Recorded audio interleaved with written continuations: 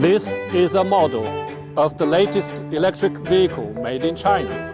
For European consumers who look for well-priced, nicely equipped electric cars, Chinese brands are undoubtedly their top choices.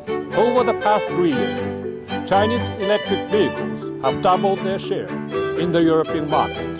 The European Commission's anti-subsidy probe into EV imports from China this autumn has triggered a debate. China-EU trade is growing steadily.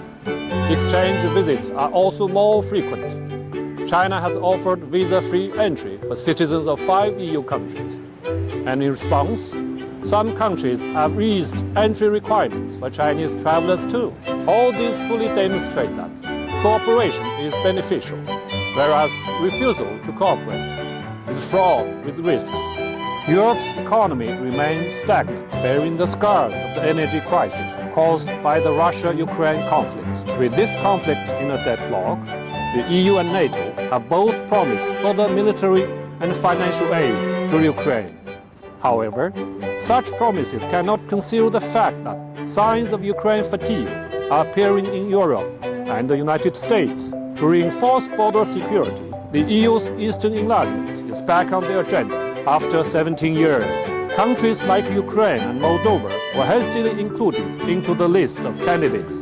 However, divisions within the EU deem their accession chances anytime soon. The EU has proven powerless in the Ukraine and the Middle East crisis, occurring at its own doorstep. It is also facing mounting pressure to address the escalating migration issue. This year, 250,000 migrants have crossed the Mediterranean to Europe, 60% more than last year.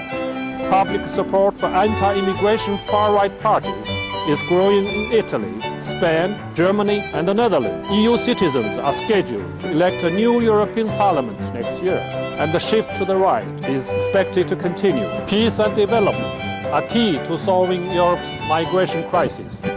It's time to adhere to the idea of building a global community of shared future, manage differences, and promote mutually beneficial cooperation. This is the only way to solve such crises.